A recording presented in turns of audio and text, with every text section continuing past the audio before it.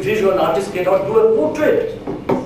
40 years ago, there are thousands of people who could do a portrait. In oil or watercolor or sculpture or whatever. So you can have borrowed because Picasso did paper and many artists give example. Michelangelo had many people to work, but Michelangelo knew how to paint and sculpt, so the Konarak Guru and the sculptor had 500 or 10,000 sculptors to do. But you see what Mayavati has taken 10,000 sculptors from Rajasthan and Orissa to do a wall of this size and her own replicas. We should do not a single person. We are timid, shameless people in our country. Nobody has done a PIL against her or anybody who's putting up a statue of himself or herself during the lifetime in public. It's a visual pollution. It's not enough. When you see Gandhi and Nehru, etc., like pygmies and like little rats sculptures which are going on, there is a what you call urban art commission in Delhi. I've been an advisor once in a year or something. They call you. The big architect, the chairman says, "This is a sculpture. It's been done. What shall we do about it?" I said, urban art commission should have formulated. The part was, when you have a sculpture in the public place, what should be the size? These have been worked out all over the world, in our country. When you put a large sculpture in a Konarak temple of 15 feet, what is the perspective? The sight line is known. So till today, Urban Art Commission has not decided what should be the size of pedestal. It's two human size or 2.5 human size, etc. Now, when you talk the Greek sculpture or the figuration, it's 7.5 heads. 7.5 heads. In our country, Ganesha is 5 heads, Vishnu is 11 heads. There are different paradigms, and these are not taught. Now, this is our friend, Papa, great historian from JNU, Papa. The great historian who was the vice chancellor of, and he was the head of the history department. Sabyasachi. So I said, Sabyasachi, why don't you write a book, Cultural History of India for School Children? He comes after a month, Jatin, you're given a big task, I'm going, Azad, I don't know how to write this. They both taught history, because the British history was economic and political history. Till today, we don't have a book for children, a cultural history of India. हम कैसे खाते हैं, कैसे पढ़ते हैं, कैसे बात करते हैं, वगैरह वगैरह. The संस्कार has not been written today. So all these art and aesthetics in JNU, you have big exhibition in New York or something. All these dancers. In summer, they are not here in Delhi. They all go and dance everywhere and big. Money, big thing. There's a Oriya, the dancer, who used to speak to me in Oriya, now she speaks an American accent. You are with me what I'm saying. Now, if you were a great dancer, somebody in New York said you are fantastic, don't you think you are laughing within yourself? What the bloody? Yeah. And if Kumar Gandhar is singing, so I want to be parochial. I want, if your child is in a village, to know the village first, the painter, the sculptor, the blacksmith there, the parents and the etc. We are, this globalization, people have dropped their surnames. They are embarrassed. They will not get anything if you are a Sudra or this or that or whatever, God knows. So everybody, whatever, you drop. So this country, this great country, you see, if you go to Orcha, a beautiful lime plaster, dried, on which a wet plaster of terra red coating is done. While it's half dried, you engrave on it the white showing through. And you discuss about a possibility of any kind of mural, any kind of low relief, high relief thing, or architecture. Do you know the subject was art and architecture? There was nothing like art separately. Everybody who is commissioning us murals or painting, putting up, they are thokna, they are embellishments. There cannot be any architecture design without the art in it in every sphere, anywhere in the world. in any period of history.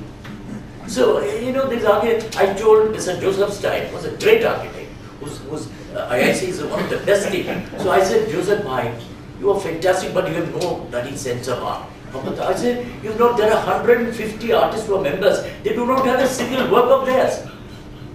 As he said, Gaitonde is having a big show. Gaitonde was a very close friend of mine. In Bombay, although they were much older, Sousa, Gaitonde, Hussain, etc., they were 20 years older than me. But we had a Bhulabhai Institute in Bombay, in one room. It doesn't exist anymore. And Gaitonde and I had studios there.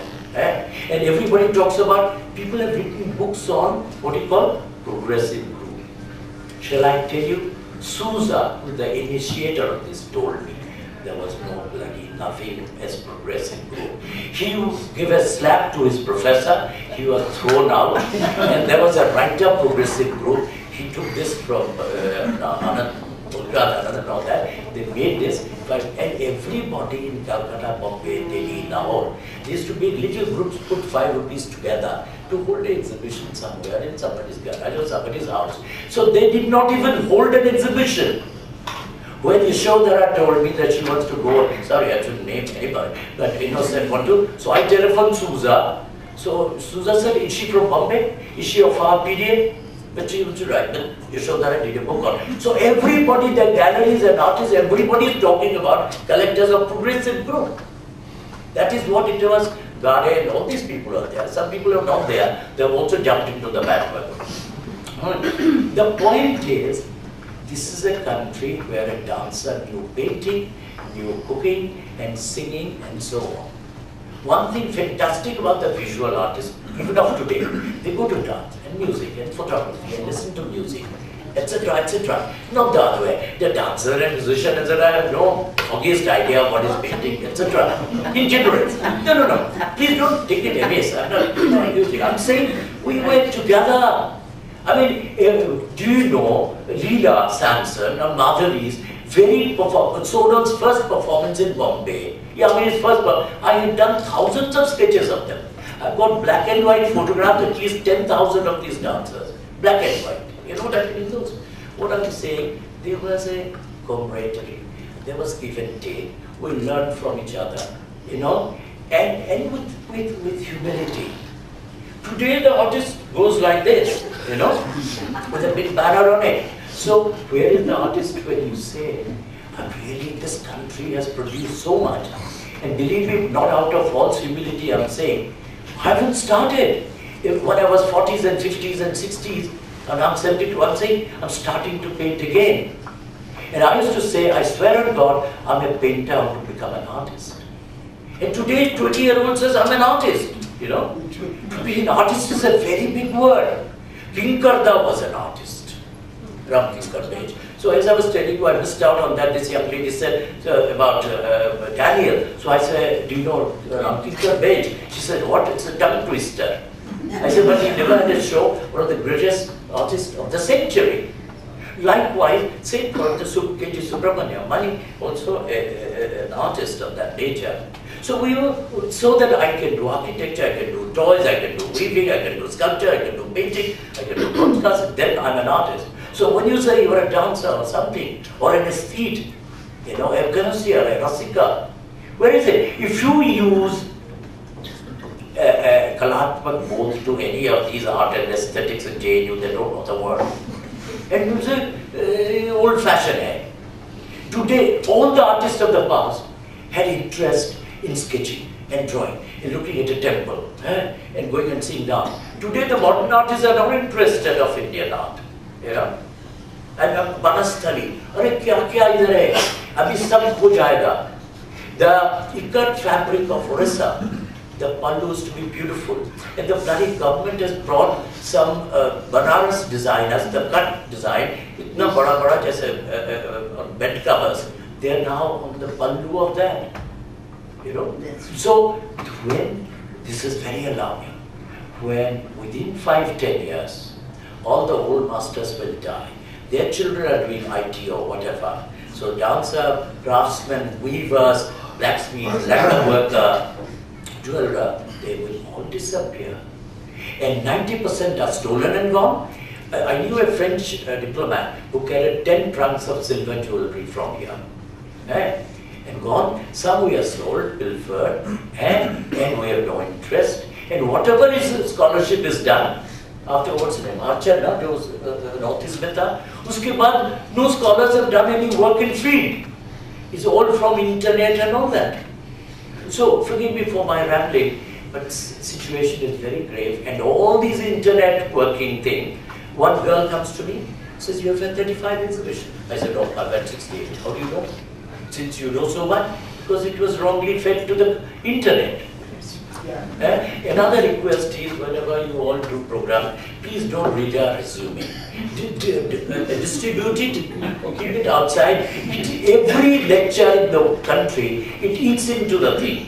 We have a sub-commission of UNESCO for Ministry of Culture. First the minister speaks, then the Secretary of Culture speaks, and then on the resume, then we have 2 hours for interaction, and they invite people from all over the country. So my request is, let's go into the depths of this country. There's nothing like old in art, there's nothing like folk, tribal, classical, contemporary. All these bloody divisions have been made, like craftsmen, artisans. But done, you see, let me just end with one little thing. Rajiv Sethi once in Koraput, in southern Orissa, did a thing, took about 25-30 artists there, about 25 years ago. And since I'm from Orissa, I speak Oriya. And these drawings were given to all these master craftsmen to replicate with that style. Now we have the arrogance. So one lady saying, Jatin Babu, this drawing is very bad, I don't want to replicate. And what an artist drawing. Samajh rahe? And the other, there was a golden eye. During Kukul Jayaka's time, 10-15 great designers from all over the world came, red carpet was laid on. And they told the craftspeople to do what? Then they said, this is our patent, and sent it back to us. Thank you very much for the modern art and installation and all this getting the Mickey out of us and making a bloody fool of us. Tell me, if you are a dancer or a musician, you have tal hai, Shruti? No, I can't paint that. Can a motor mechanic at 20 years old do your car repair? Can an MBBS doctor do your surgery of your mother? No. So how can a painter do it? Thank you very much. Very serious. I'm only going to say that it is very serious, and I request all of you to please bear in mind that our Pendulum dialogues will definitely try to look at the alarming state of culture that exists today and where we are going. And before I ask Shakti, who's been patiently waiting, to share his views with you, I want to just add to Jatin's wonderful quote-unquote ramblings. Thank you. About an interview I did just 2-3 days ago with Lakshmi Narayan Garg. Lakshmi Narayan Garg is 84 and he has just done a book on this fact on music, which is perhaps the 150th such granth. He lives in Hathras and he's Kaka Hathrasi's son. And it was a wonderful 2 hours that I spent with him, but I want to just share with you one observation that I asked him, which had been in my mind, that how do you interpret sanskaras? And he said, all the 5 tattvas, what we see, what we touch, what we feel, what we sense, all the 5 tattvas are registered in our mind 100% all the time. I said something like the template of a computer.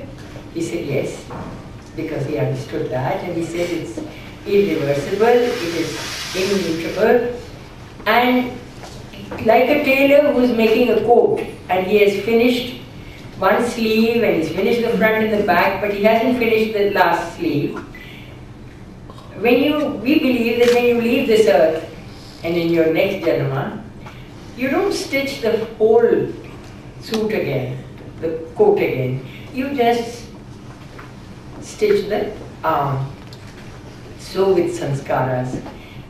Where I link it with art is my own belief for a very long time that Indian painting and sculpture started at the turn of the 20th century with, of course, the great influence of the Western art on them.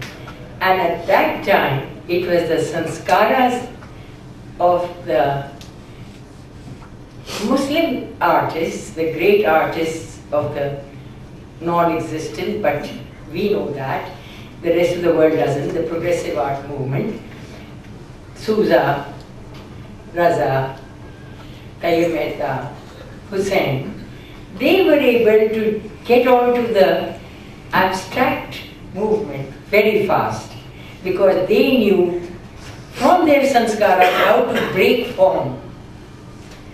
There's no other word for it. The Hindu artists didn't. They do not break form. They immerse it and they let it, get submerged or swim away. But they don't break consciously form. And it is when you go against your sanskaras and when you are a simple copycat, which is the story of the contemporary visual arts scene of India for a very long time and in a very major way in the last century and now, that is when trouble begins.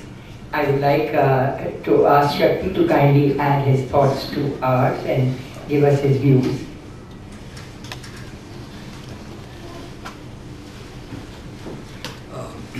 These are very tough acts to follow.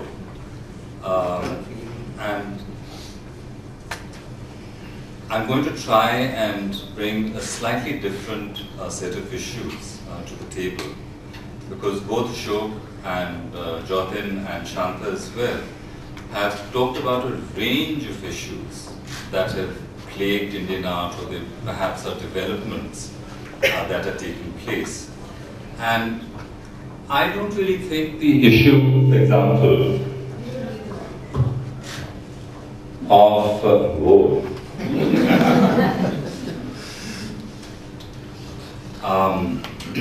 whether we're using technology or are not using technology, whether that is as important an issue as what is the place and the role of art in our society. My sense is how you make the art is not that important, but where is art in our society? And as far as the artists are concerned, they are playing a certain role as producers of art within the context of the role that art has in this society. And this society is not just Indian society, which is of course changing, it is part of a global society. Now, where are the artists? I mean, the artists, I think, are somewhat frustrated. I think artists are generally in denial as well, because there's a notion that we are doing something that is deep and relevant and important, but the society in which we're doing it and where it is at is largely not interested in the arts. So, where are the artists? The artists, perhaps, are this sort of lost tribe that rant and try and struggle. But I think we need to understand the place of art in society itself. And I had a choice of, picking up on Ashok's natural, ebullient optimism. He always is very optimistic about things. And Jatin's bitter darkness, that things are really shit, things are really bad. Dark chocolates. Dark chocolate. Dark chocolate is nice. And I think that one has to consider a few things. One, what is the role of the arts today? And I think we have to understand that to a large extent, the arts have become an investment product. The existence of art is supported by people who want to invest the monies that they have, and they have, I mean, we're a very sort of unequal, what's happened to the world is great inequality. There's some people with lots of money and they don't know what to do with it. And art has become a thing that they invest their extra money in. And what their interest is, and I'm sure Jatin has seen this, I have seen it, that when there is the question about the work that one does, people are interested in, what kind of appreciation is likely to happen. Is this a good investment? One hears so much of this. So, what are artists doing? Where are artists? I think they're, by and large, they're making investment products. We are part of the financial industry as opposed to being part of the creative social industry. So that's one point I wanted to make. The other, which is sort of related, and it's a strange thing, that art is a show-off product. People collect art or want to collect art so that they can show that they have become rich. And in societies where there is a strong nouveau-riche kind of cultural impetus, you find this, and what people want is recognizable status symbols. So where is art? What is the role of art in society? It is to provide status symbols for the rich. They're not really interested in the quality of the art, whether it's digitally made or digitally derived or not derived is not a question.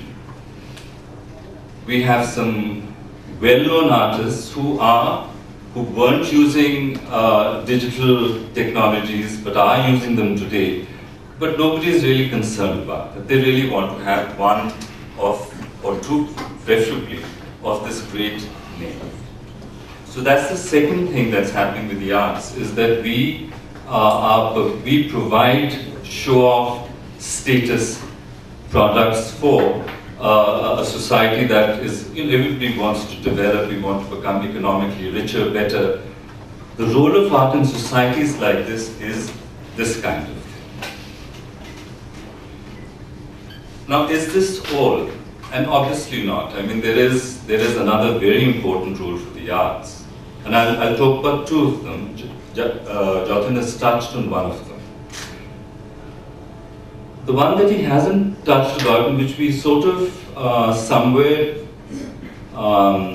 take for granted, perhaps, is that there's a role for art to help individuals and societies to know themselves, to see themselves. And it's a very important role. Whether you're a poet or a painter or a dancer or a theatre person or a photographer, it doesn't matter.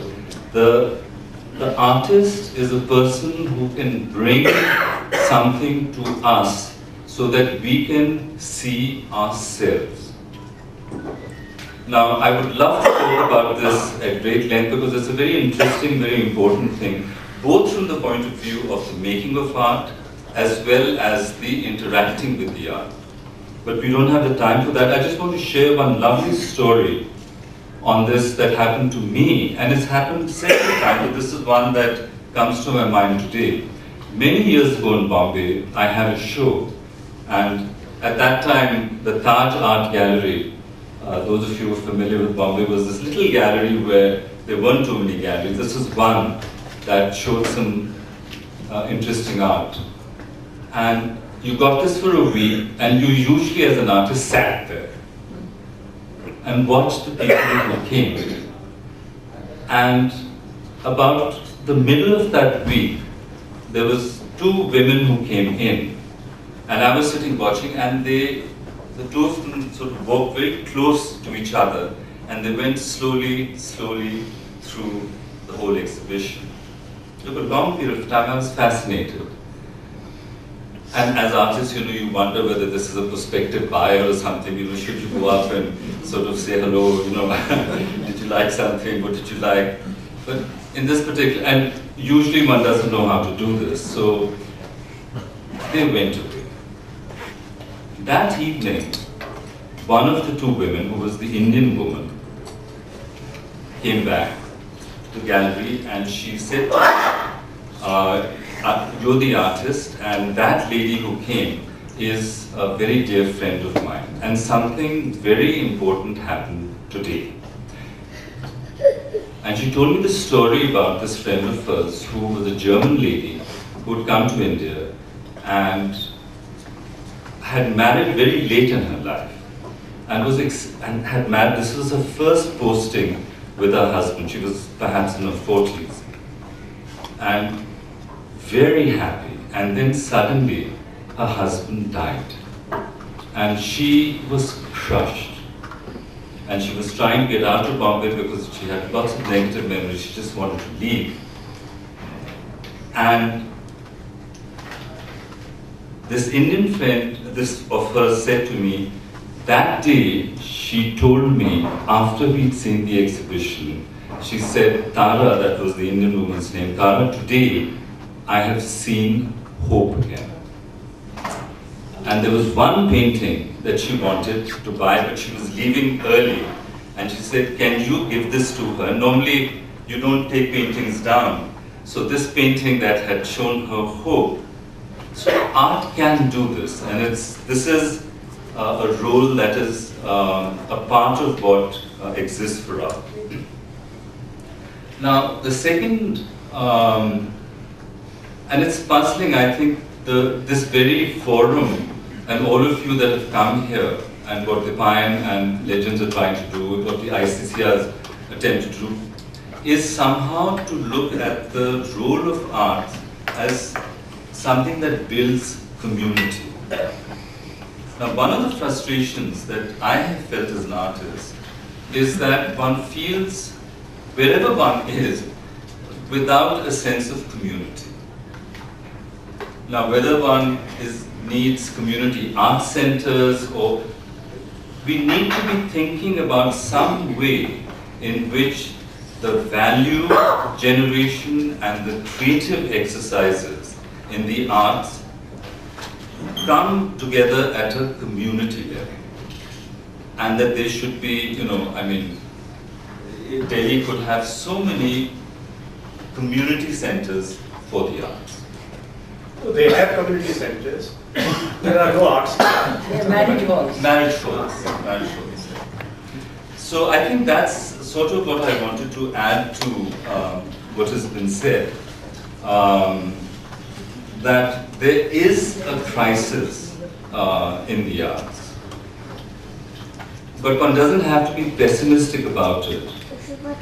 But to do something about it is a puzzle. Thank you very much.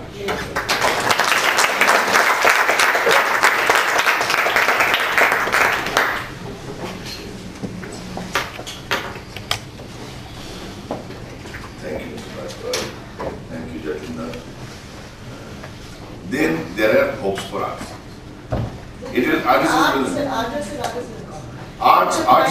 No, it's a private industry.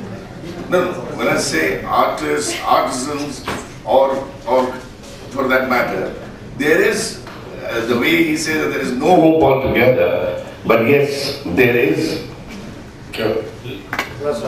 No. You can have the microphone, but please lower the amplification. No, there's no need for a microphone. My voice is good. The other point about, I think I have no answer. Maybe Mr. Surel Goel, who has been the DG ICCR before, and may have about Mr. Jatidas mentioned about the policy, the cultural policy, or there is no policy at all on that factor. If you can throw a light, because you have been in the chair and you've been, and say a few words maybe before we take on to the question answer. I didn't, when I came here, I'm sorry, Shantaji, may I? Please. When I came here, I didn't expect to really speak on the cultural policy because it's a very, very difficult subject really. When I was to take on, in ICCR I used culture as a means of developing communities and developing communications. Whether I could do it successfully or not is not for me to say, but I did try that. But to develop a policy for culture is a much broader canvas really. And I wouldn't even dare really get into this area. It requires involvement of everyone. You want to say something? Yeah, no, go ahead. I wanted to say something about culture policy. Yeah, okay. But what I do want to say really is, and if I'm permitted to really start the reactions or the responses from the audience with this remark really, is this. I think we have a lot of confusion here amongst ourselves as to what art really means. That's right. We look at a picture, we look at a painting, we look at something and say, beautiful. We don't even understand what the beauty really means there. We simply say it's beautiful without understanding whether it is art or it is what, or we don't even understand, frankly speaking, whether art is relating to a performance, it's visual art or what it is. Now, what I feel personally is that art, what we see, whether it is on stage or we see it in architecture, look at the lines in this hall here, and this elderly young man, while coming down the staircase, he was looking at the stairs created by Joseph Steen and said, can you see something wrong with the stairs? I thought what he meant, no, I don't think anything. Now I thought that basically the stairs are narrow, but I couldn't say it really because that is not part of art really. And from Jatin, I was expecting a comment really more relating to artistic part of it rather than the technical part of it. Now that is what I mean really. I think for far too long, we have created a separation between art, as we call it art, and technology, as we call technology. I don't think that they are separate. It is simply the means of expression. Everybody has a different way of expressing his aesthetic thought. And everybody has those aesthetic ideas in the mind. James Watt, when he created the steam engine, he must have considered this to be a thing of beauty really. You will think it is hideous, but for him it was something which he created through his own efforts, and it was something which he adored really. So I think first of all, we have to consider art not simply as what we see on the canvas or on the stage, but art as the thought behind, the aesthetic idea behind what is created for people to see. And that is where Shakti, your idea of the interaction and what actually is created comes in. The way of interaction would differ from people to people, but what is created would depend upon the creator really. There is no visualization, and create a thing of beauty out of that really is an artistic thought. And we combine that artistic thought with scientific calculations to create something which is tangible. Maxwell, I can give you numerous examples where the science was not simply a matter of calculation, but Einstein, it was a matter of really symmetry, to create symmetry in what we see around there. But anyway, getting away from technology and art, what is the problem today? The problem. No. Before you go on, can I just intervene for a second? Yes, yes. Just to say, there's nothing like science and art. They're inseparable. Not like both sides of a coin, they're like coffee and sugar. Absolutely. So when you say I'm a science graduate and this is art, when I talked about the steps, I'm talking of the rhythm of the step. Absolutely. When you walk, it was narrow, your foot was not held in. So I'm talking of the rhythm. When I'm talking to the temple, the rhythm, the talam. So I'm not talking of science and art as separate. Radhakrishnan, the son of C.V. Raman, the great scientist who died 4 years ago, came and gave a lecture at my art center in Bhubaneswar, the inseparable relationship between art and science. Yes. There's nothing, there cannot be any science without art, there cannot be art without science. But our understanding of our colonial education of science and art, the child should do science and this should do art. There cannot be mathematics without art.